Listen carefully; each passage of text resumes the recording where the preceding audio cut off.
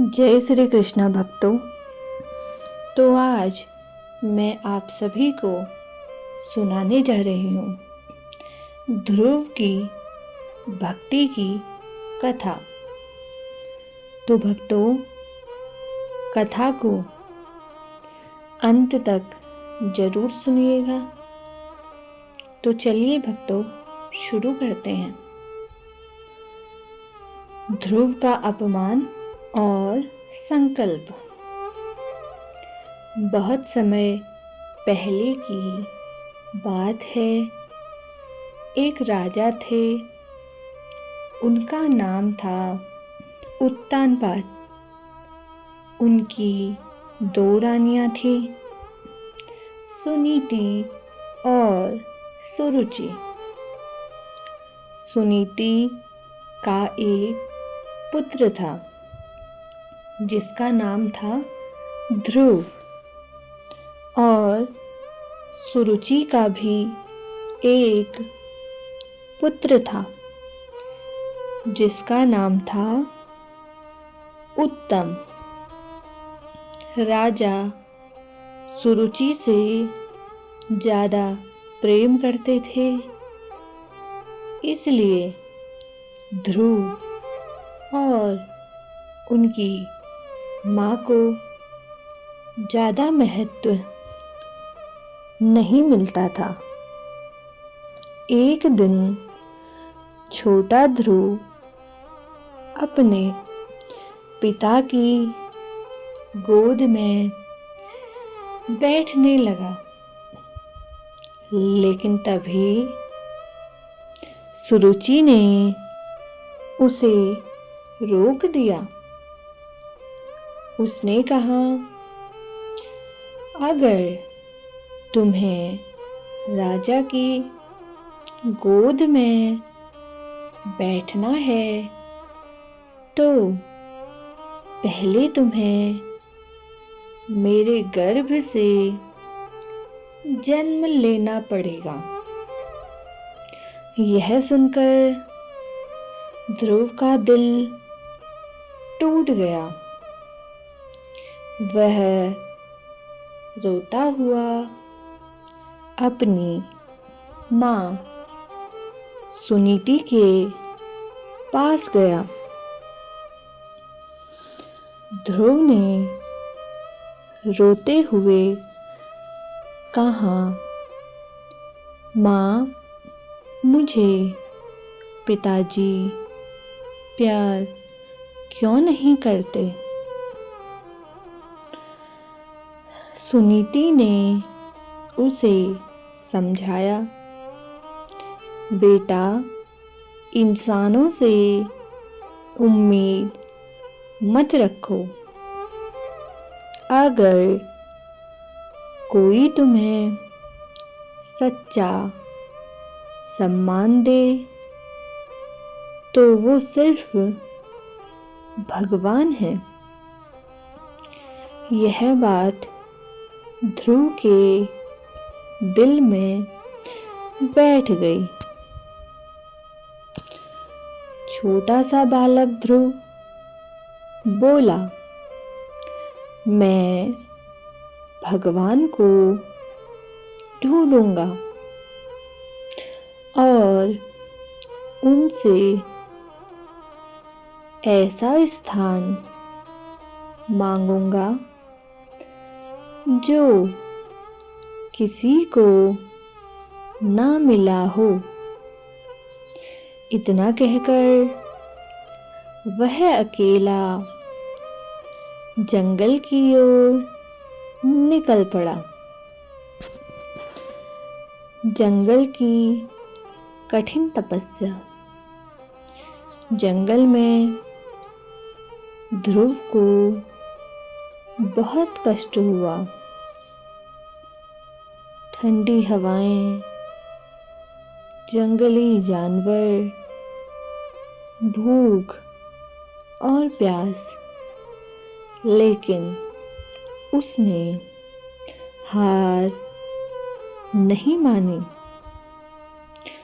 वह लगातार भगवान विष्णु का ध्यान करता रहा। धीरे धीरे उसकी तपस्या इतनी कठोर हो गई कि पूरा ब्रह्मांड हिलने लगा। देवता भी डर गए। दिन बीतते गए। पहले वह फल खाकर जीवित रहा, फिर उसने फल भी छोड़ दिए। फिर केवल पानी और अंत में उसने पानी भी छोड़ दिया। अब वह छोटा सा बालक सिर्फ और सिर्फ वायु पर जीवित था। इससे पूरी सृष्टि हिल गई। ध्रुव की तपस्या इतनी कठोर हो गई, पृथ्वी कांपने लगी।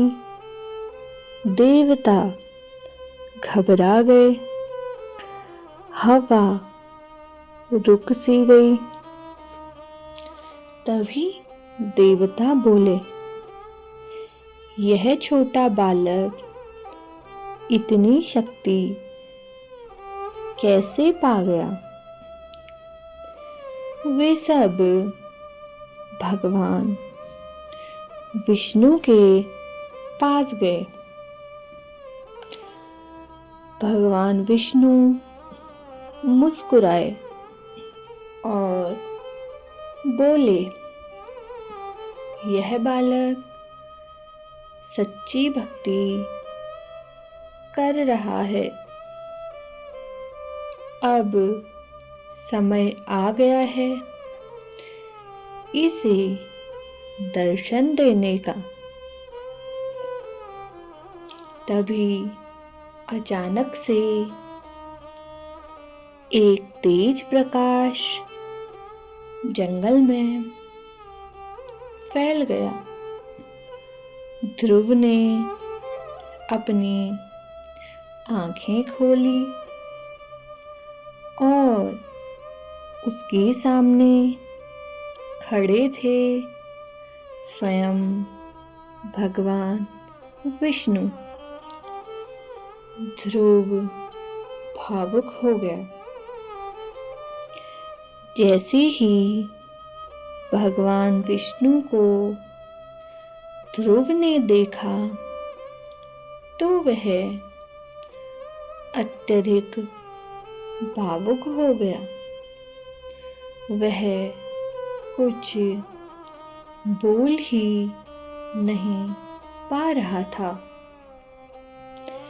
तब भगवान विष्णु ने अपने शंख से ध्रुव के होंठों को छुआ और उसे वाणी मिल गई। अब आता है वरदान का समय। भगवान विष्णु बोले, ध्रुव, मैं तुम्हारी भक्ति से अत्यधिक प्रसन्न हूँ। मांगो, तुम क्या चाहते हो? तभी छोटे से बालक ध्रुव ने हाथ जोड़कर कहा, प्रभु, मुझे ऐसा स्थान दीजिए जो कभी न हिले, जो सबसे ऊंचा हो, तभी भगवान विष्णु मुस्कुराए। भगवान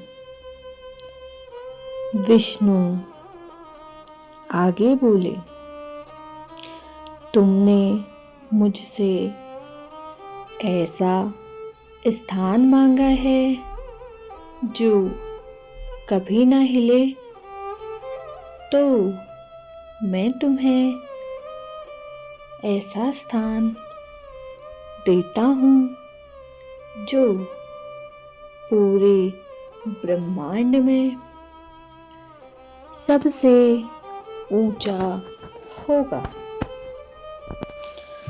ध्रुव को मिला अमर स्थान।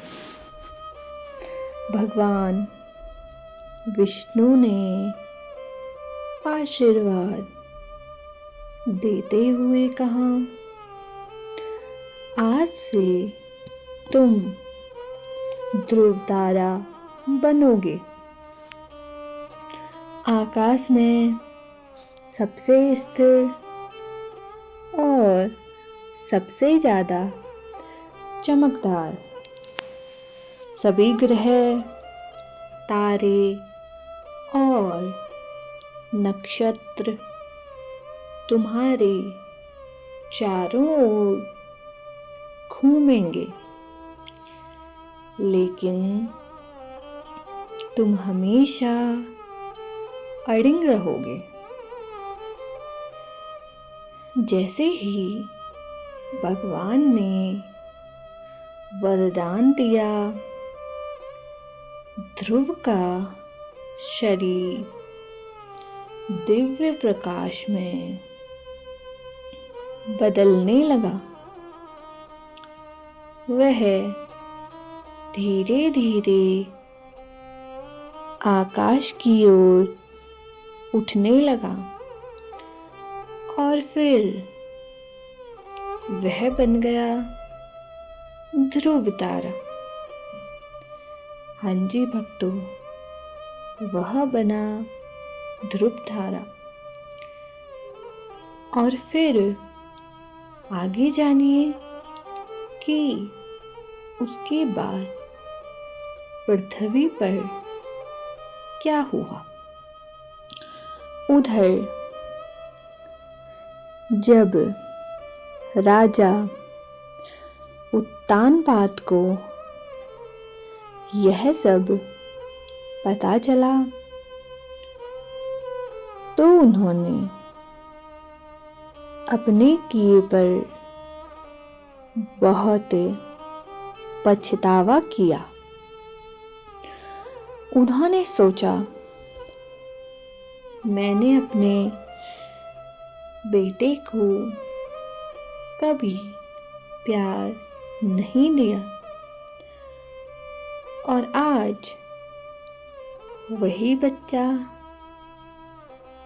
सबसे महान बन गया। यह जानकर माता सुनीति की आँखों में खुशी के आंसू थे। उनका बेटा अब अमर हो चुका था।